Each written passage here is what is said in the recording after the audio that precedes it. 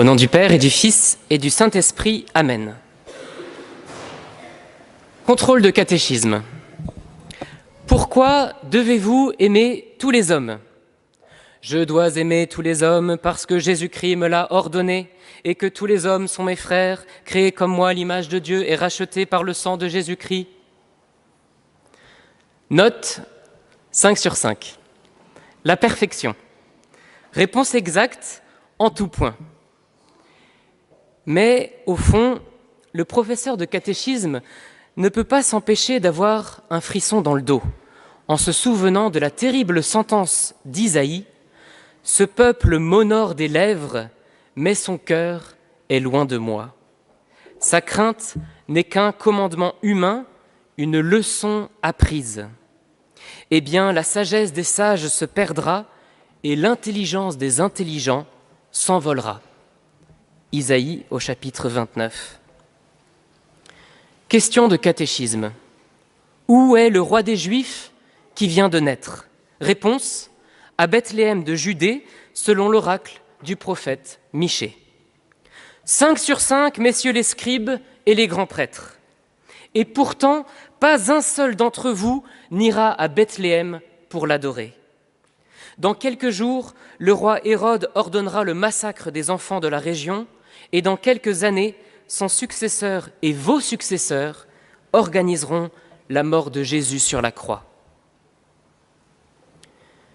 Les Juifs avaient tout reçu de Dieu.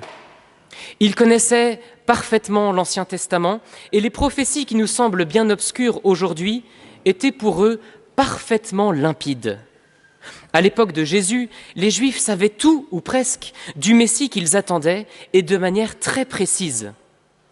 À l'unanimité, on voit les savants de Jérusalem répondre à la question des mages en citant un passage du prophète Michée dont le messianisme ne nous semble aujourd'hui plus évident de prime abord. 5 sur 5 à la leçon de catéchisme. En face de l'élite du peuple juif, l'Évangile nous présente 3 mages venus d'Orient, des parfaits inconnus. Ils sont païens et, bien pire, ils viennent probablement de Chaldée, comme le grand roi Nabuchodonosor qui avait persécuté les Juifs quelques 500 ans plus tôt, détruit le temple de Jérusalem et exilé tout le monde. Malgré leur richesse, ils ont tout pour être méprisés des Juifs. Ils sont tellement païens, ces mages, qu'ils consultent les astres, ce que la loi mosaïque désapprouve formellement. Et pourtant, c'est précisément par un astre que Dieu va leur parler.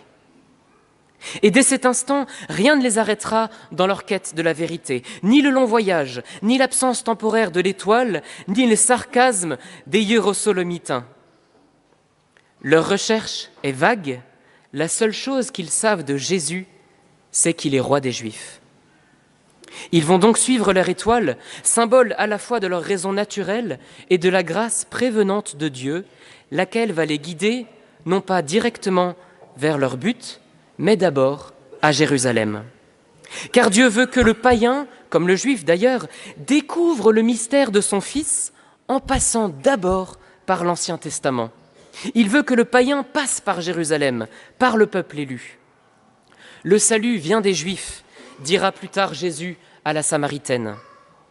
Et malgré leur infidélité, malgré leur péché, les scribes et les grands prêtres sauront remettre nos mages sur le bon chemin. Quel est le sens spirituel de ce texte ?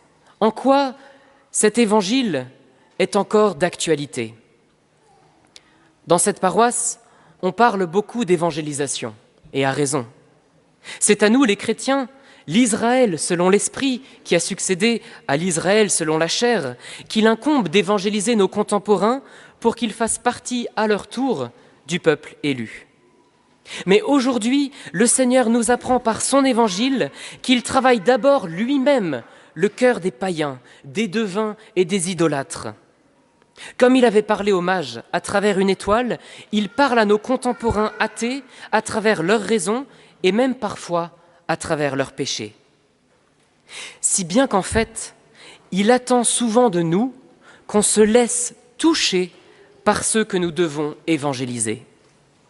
Il veut bien souvent nous faire redécouvrir la richesse de notre propre héritage à travers l'émerveillement de ceux qui ne l'ont pas reçu dès l'enfance.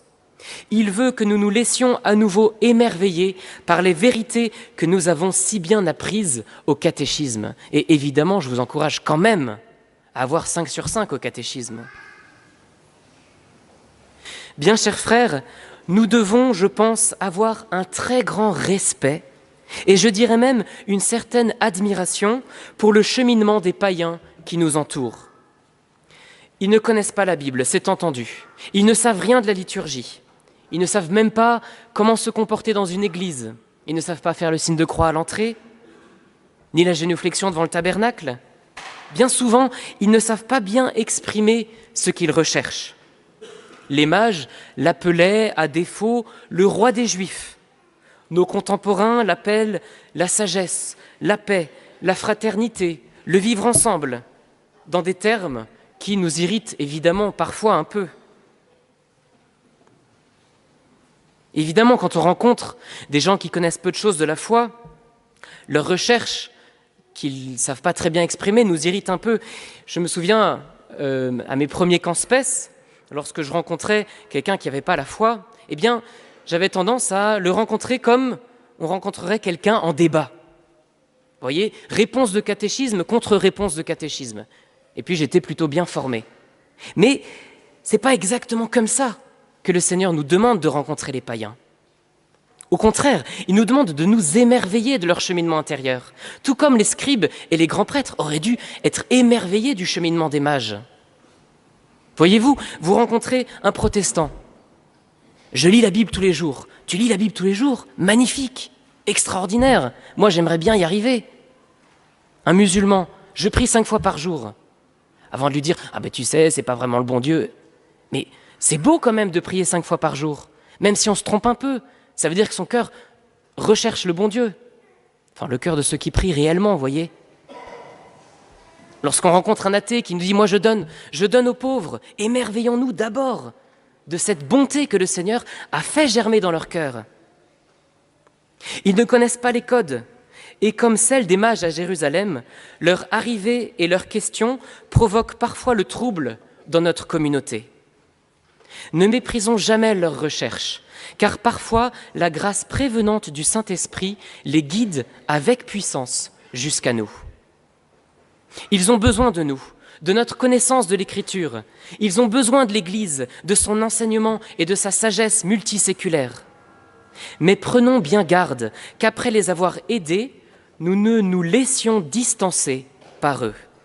Au contraire, accompagnons-les jusqu'au pied de l'enfant Jésus. Laissons-nous toucher par leur fraîcheur et le regard nouveau qu'ils portent sur les choses de la foi. Vous, les nouveaux convertis, si vous voulez connaître Jésus, mettez-vous à l'école des vieux chrétiens. Apprenez d'eux la stabilité de la foi, la sûreté du catéchisme, la rigueur de la philosophie. Allez à Jérusalem, interrogez les scribes, les grands prêtres, déchiffrez l'Ancien Testament. L'héritage qu'ils peuvent vous transmettre est inépuisable. Ne vous choquez pas trop vite de leur tiédeur, car vous aussi, un jour, vous découvrirez probablement la sécheresse intérieure sans laquelle aucun progrès n'est possible.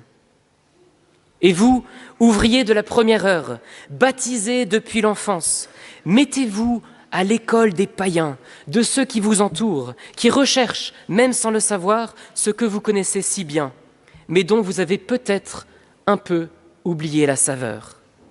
Sans les juger, émerveillez-vous de leur cheminement lorsqu'il est véritable. Valorisez le vrai et le bien qui se trouvent dans leur cœur. Guidez-les de votre savoir, sans mépris ni suffisance. Vous avez reçu gratuitement, donnez gratuitement.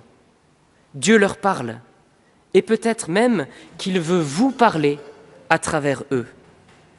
Ne vous laissez pas distancer, ne jalousez pas leur ferveur, et s'ils vous montrent vos contradictions, ce choc de vos tiédeurs vous rappellent à vos devoirs, alors bénissez-les, suivez-les, car ils ont été envoyés par Dieu pour vous conduire au pied de l'enfant Jésus. Amen. Au nom du Père et du Fils et du Saint-Esprit. Amen.